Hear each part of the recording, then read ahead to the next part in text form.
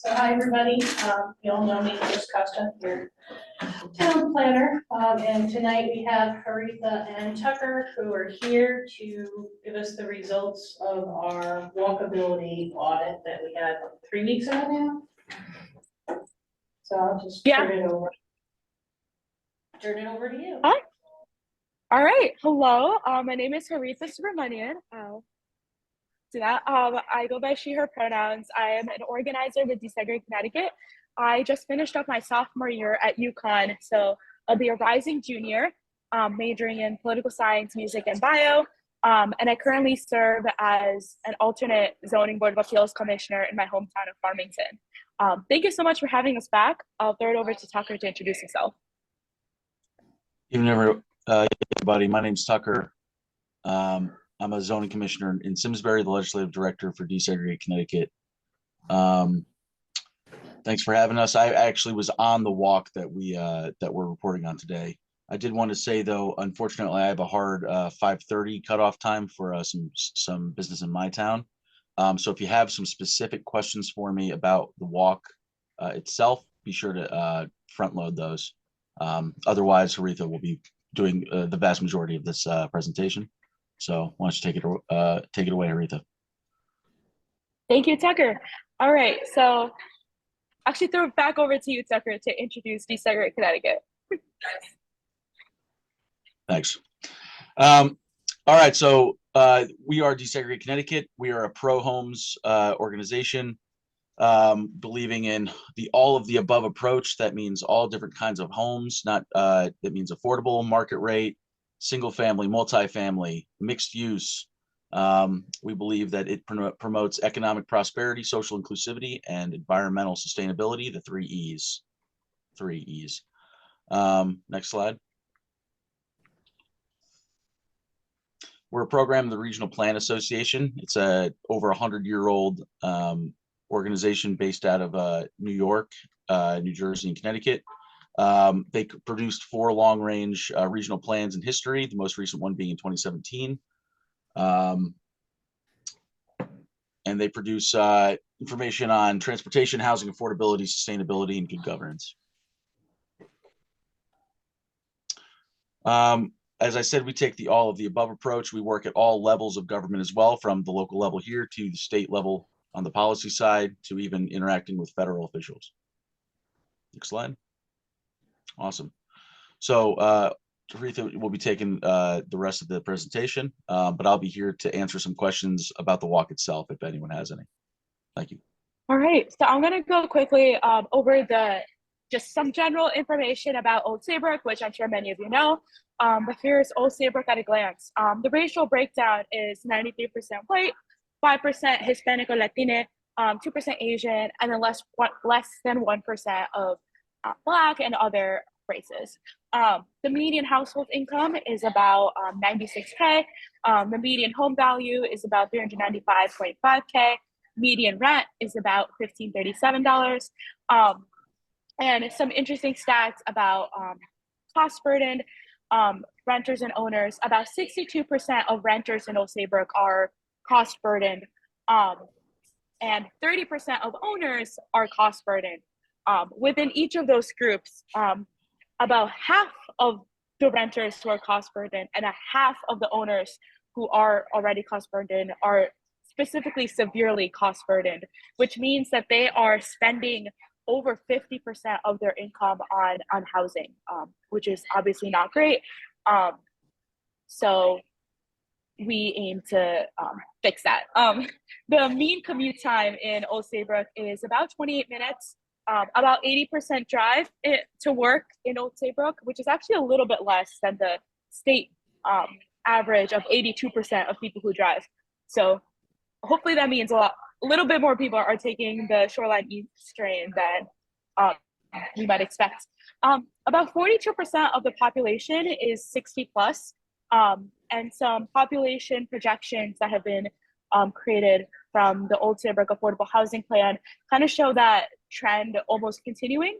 The overall population of Old Saybrook is declining, but it's still a very old population. So even though all age groups are declining, it impacts the people over 60 the least. So it's still going to be a very old population. So why Old Saybrook? When we choose to do when we choose to do walk audits in specific towns, we do a lot of research on them and we choose them very, very strategically. And we hope to really encourage a lot of the transit-oriented community development that we're seeing in these towns. And we want to encourage that, we want to support it and bring attention to it. So we as desegregate, we're very excited about the current TOD plans here. We would like to support these initiatives, including Saybrook Station, Hanford Commons, Mariners Way, a lot of which we were able to see on the walk itself. We also wanted to use this opportunity to demonstrate the importance of the Shoreline East Line to advocate for continued funding investments, especially as we move into future legislative sessions. So our overall goal is to increase TOC development and pedestrian safety. In Old Saybrook, we saw a lot of potential. The train station is really close to Main Street and Route 1, also known as Boston Post Road. And here we see a lot of really great opportunities for local businesses and potential for mixed use development. Like I said earlier, there's a lot of really great ongoing projects with regards to housing. After doing this walk, we've kind of determined that we would love to see more of that pedestrian-centric development and mixed-use zoning reform. The current zoning there, we got this picture from our zoning atlas, which you can view online. It's B1, B2, and B4 zones. They're primarily non-residential, they're business districts. And by Lind Street, which is, I'm not sure if you can see my cursor, just right over there, there's a little bit of a residential area that fits into the A zone. Primarily single family housing allowed as of right, and ADUs are also allowed as of right in that area. So this is the walk audit route that we used. We did this walk almost a month ago, back in April 9th, back on the 19th of April. So we started at Old Saybrook train station. Then we walked around the cemetery, and we really wanted to do that area to feature the Old Saybrook station development. We then took the pedestrian path to Route 1, which is Boston Post Road. We were able to walk southwest on Route 1, did a little triangle between Elm Street, Lind Street, where we saw Hanford Commons, and then walked back up Boston Post Road, took a right onto Elm Street, and then we walked up north on Main Street.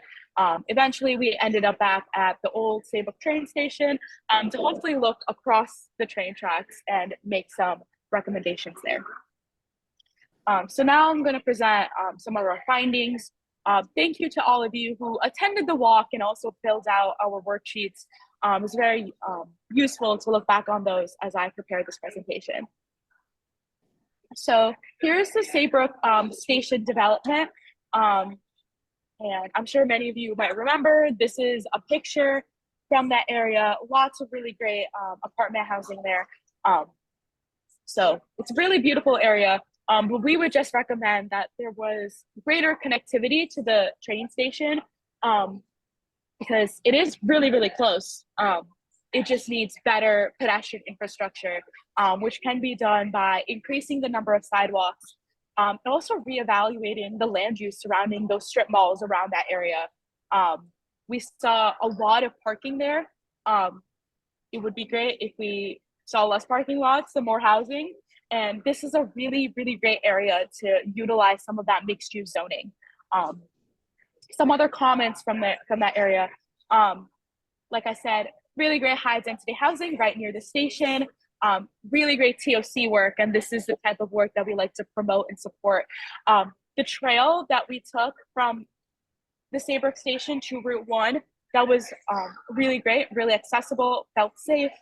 And someone actually noted on their worksheets that this area just in general needs to be better connected to Mariners Way and the revitalization project. I'm going to stop here briefly if anyone has any comments on this area, or if Chris Costa would like to add something. Anybody have any comments? Yeah, as someone on the as someone who went on the walk, the within the apartment building complex itself, it was very accessible, very easy to walk. There was just this very short strip of land basically between that and the train station, which didn't have a connecting sidewalk. Now, while most able-bodied people are able to simply walk along the grass or walk along the road, you are not quite being as inclusive as you might want to be for people who are seniors or people who have mobility issues. The sidewalks are more than just a convenience for someone in a wheelchair. They're basically necessary. And it's right there. And it's like I said, within that complex, there's great accessibility. Just making it a little better linked up with the train station. With its pretty simple sidewalk right on that side road there would I think do a lot. Yeah, thank you for that, Tucker. Go ahead. So I think that was kind of a little bit of a learning curve for us, because when we did the permitting for the project, it's private property. Right. I think we were thinking about people walking from the development to the train the train station and the commuter lot, because it was so close, but we didn't really think about having a sidewalk along that driveway. So I think it was, that we definitely learned. Yeah, and it's a low traffic road. It's not like it's right on a highway, but it's those little things that really do make a difference between someone feeling comfortable getting out there and someone who might decide maybe they drive or take or not go at all. Yeah. Yeah, thank you. Yeah, and that's why I brought up the demographics earlier. We know that Old Saybrook has an aging population, so this is a great group of people to really appeal to and make sure that we're being inclusive of the seniors in Old Saybrook as well. So on the worksheets, if you were there, you might remember there were scales there. I call them vibe scales, where you kind of rate just the general experience, right, in an area. And I wanted to share those numbers with you as well. So to the question of how much parking exists around the transit station, 1 being not enough and 5 being too much, the mean was 3.63 and the median was a 3. So we are kind of leaning towards a little bit too much parking in this area. Second question that I had asked was, how pleasant is the pedestrian experience? With 1 being very pleasant, 5 being very unpleasant. Same median, but the mean was 3.14. Love that the number's high. But we are leaning a little bit more towards that very unpleasant side, but seems people were moderately pleased with the area itself. So we could work on making it nicer. Yeah. Well, one thing I'd attribute some of those numbers to is that when the pedestrian experience was friendly, it was very friendly. The sidewalk was relatively separate from the road. It was wide enough. It was well maintained.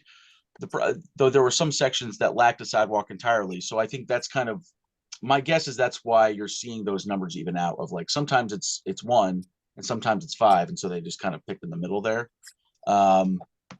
without trying to get in everyone's head. But that would be because if there's an area without a sidewalk, I don't think you could ever say it's a positive pedestrian experience. But when they had the sidewalk, it was pretty good. So that's what I'm thinking is probably to do with those numbers. Yeah. And just adding on to that, we only had about 9 people respond. So take those numbers with a grain of salt. It's not fully statistically significant. But moving on to the next section of our walk, which is Route 1, or Boston Post Road, some recommendations that we had. The roads there are very, very wide. There's a lot of lanes. Cars are speeding down. So it would be really helpful to add pedestrian islands in the middle to help make it a bit more accessible for pedestrians. Also, making sure that we have consistent sidewalks on both sides of Route 1, which are already proposed, and I'll show you a picture of that map later. Some comments on this area: there were street crossings that were incredibly dangerous, particularly this one right here, which is the intersection of Elm Street and Route 1. Felt very dangerous, and there was an oddly shaped crosswalk that we're saying was quote unquote arrow shaped. Here's a picture of that. and it felt a little complex for people to walk across. So addressing that as well. So these were the additional sidewalks that have already been proposed and funded for on Route 1. So that kind of takes care of the lack of sidewalk in certain areas on this road. All right, the next area was the Elm Street and Lynn Street triangle, where we also saw Hanford Commons. Some recommendations that we had here were, again, to continue those sidewalks from Route 1 into these residential areas. If you look at the picture farthest to the right, you'll see that the sidewalk kind of just stops. Although that is fixed because of the proposed sidewalks, which I'll show in the next slide. There's also a lot of underutilized parking spaces on Elm Street in particular. There's something that I initially thought was a bike lane, but it was actually just extra space used for parking, which looks to be underutilized. And a lot of people that were on the walk kind of felt similarly. So, that space might be better off as a bike lane or better off for more pedestrian infrastructure. But other than that, we are very excited for the Hanford Commons development. So it was wonderful to be able to see that. These are the proposed new sidewalks in that area. There's sidewalk infrastructure being proposed on the other side of Elm Street and both sides of Lynn Street. So this basically takes care of that issue. Right, on Main Street, intermittent sidewalks were, again, a huge problem here. We are also calling for mixed-use zoning reform in the downtown area in particular. We're seeing a lot of just businesses when this area could be better used with businesses and the housing on top. So that could be changed. Unfortunately, there aren't any current plans for sidewalks here as far as I saw, but Chris, feel free to comment on that. But yeah. I guess my question is, where were the intermittent sidewalks? Yeah. On Main Street? Yeah. So we pretty much sidewalks on both sides of Main Street. I mean, I know some of them may need a little bit of replacement, but we have them pretty continuous. Trying to identify. I'd have to take another look at the map. I know there was some intermittent sidewalks in one area. It could be that we're mixing up this particular road with one of the different roads. Were you thinking maybe on Elm Street? Yeah, I think on this road there was a. On Elm Street, Yeah. Yeah. That's probably. Yeah, I'll take another look at the map for that then, for Main Street. Yeah. All right. Cool. Thank you for that question. Tucker, do you have anything to add?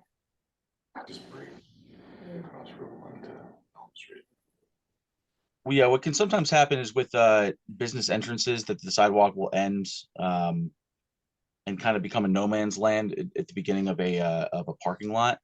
I'd have to look back to see if that was what the case was for this. It could just be also that we're talking about a different street and mix them. That's It's what I also totally suspect. possible. Elm Street would make sense. Elm Street only has sidewalks on one side right now. And some of them were a little dicey. Yeah. They need Yeah. to be replaced. Okay. All right.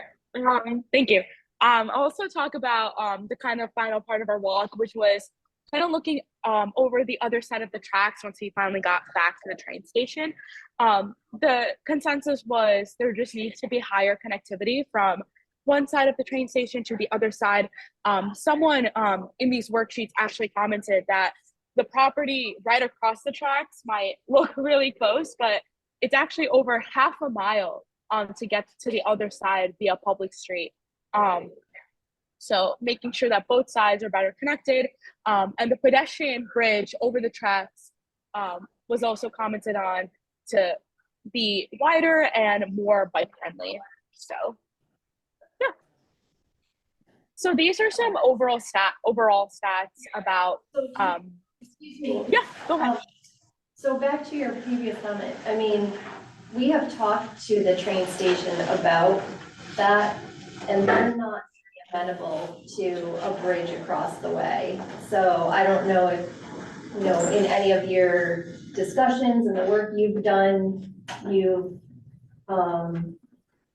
you know, run into that in other places, but, we don't have a lot of control basically over what happens there, even if we want to make a change.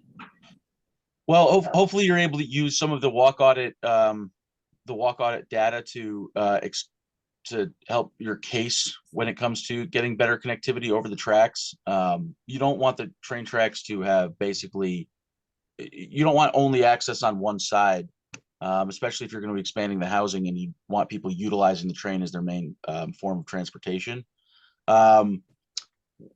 When we talk to DOT sometimes, we obviously also support legislation that would increase the coordination between the Office of Responsible Growth and the Department of Transportation.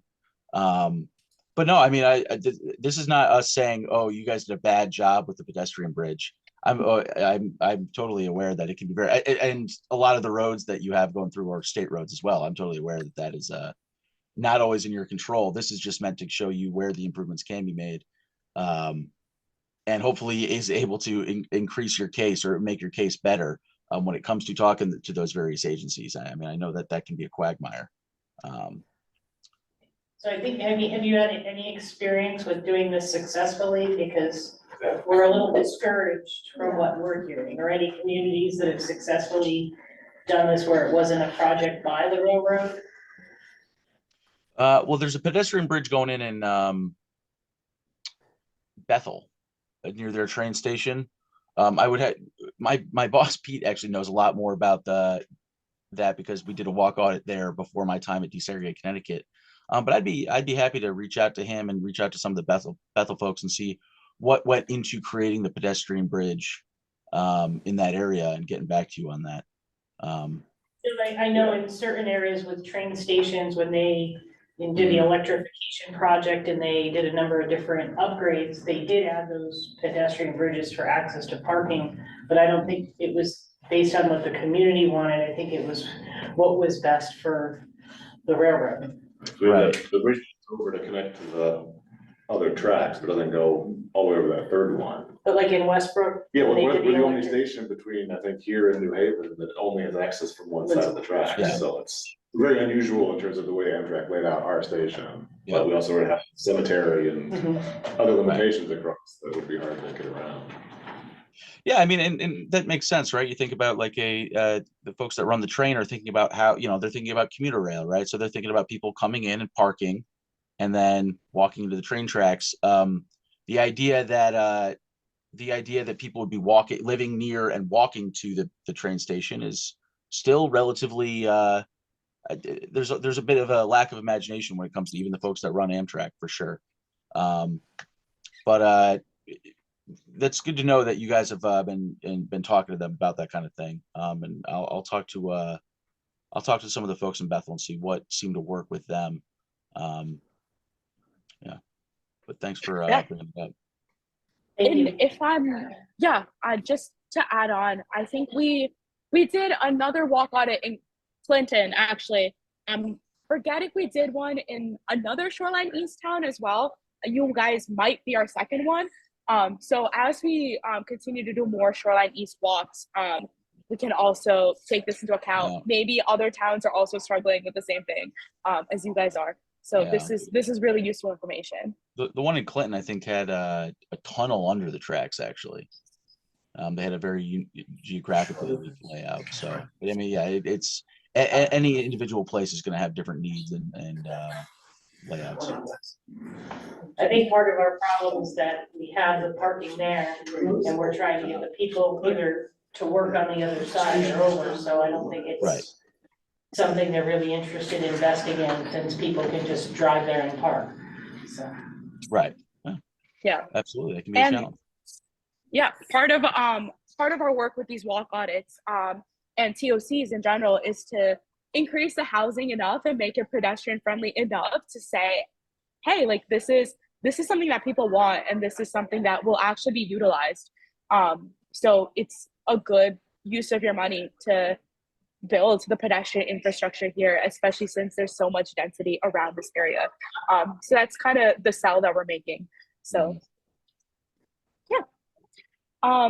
Moving on, here are some overall stats about how people generally felt about the whole route.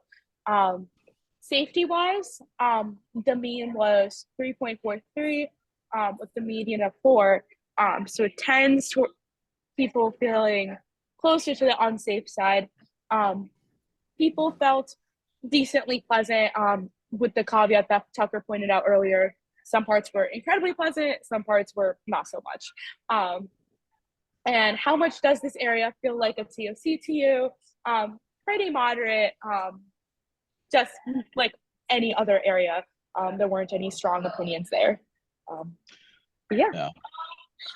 For what it's worth, unfortunately I have to head over to my next thing here in a second, but I did want to mention we have a lot of like suggestions and comments about the overall area, but this is easily one of the, I've done a lot of these walk audits at this point, both for desegregate and for other places, and this is one of the most impressive communities I've seen when it comes to really building and investing in your transit area.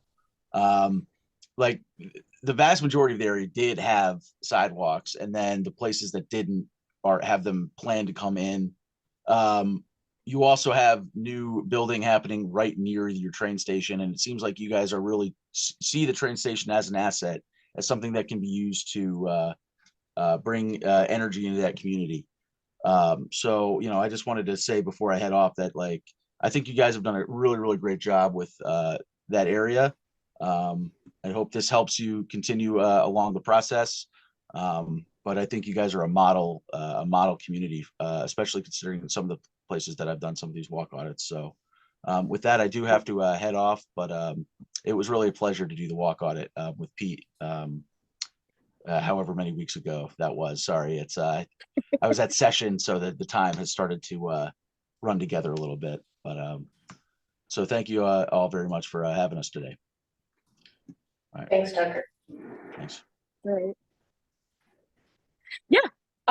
Thank you so much, Tucker, for that. But yeah, you guys are doing a great job so far. These are really small things. You know, you got roads too wide, inconsistent sidewalks, inconvenient pedestrian crossings, lots of unused parking, no protected bike lanes, the lack of connectivity to the train station, and the fact that we can't go over the tracks. And a lot of this, like Tucker said, you guys are already addressing, but the rest can really be addressed with some land use reform, taking a look at the current zoning that we have in the area, and, you know, thinking creatively about, you know, how do we address that problem of connectivity to the train station, and how do we make those pedestrian crossings safer. Recap of public hopes. We love the sidewalks. We would love to see more multifamily housing and some of that mixed use zoning instead of strip malls in that area near Saybrook Station and on Main Street and Route 1. So yeah, here are some next steps that we can take. We would love to continue this conversation with you all at the local level, especially concerning the bridge. We'll get back to you after talking to Bethel. Also, we wanted to give you guys an update on Work Live Ride. Unfortunately, it did not pass the Senate. We did get through the House with overwhelming support. Unfortunately, it kind of died in the Senate. The clock was running out, so did not come for a vote there. We are planning to bring Work Live Ride back up again this coming legislative session. So keep an eye out for that. We'll continue to reach out to you as we move forward. We will also be continuing to advocate for the Shoreline East service, and also continuing to collaborate with not just you guys, but also River Cog and the 9 Towns Transit District, which you guys are part of, to really improve that connectivity and collaboration. We have any further questions?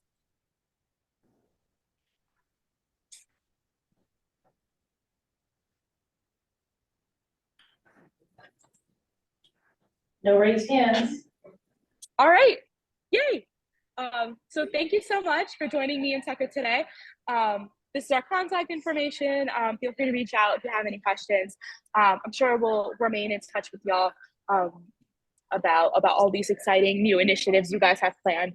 And like Tucker said, you guys are a model. So by no means is this a huge critique of any of the efforts you guys have made so far. It's all wonderful work. That's why we chose Old Saybrook. We were impressed by the work you guys are currently doing. So we're always here as a support system. And yeah, so it's super excited to see what you guys have planned. Thank you, Aretha. Of course.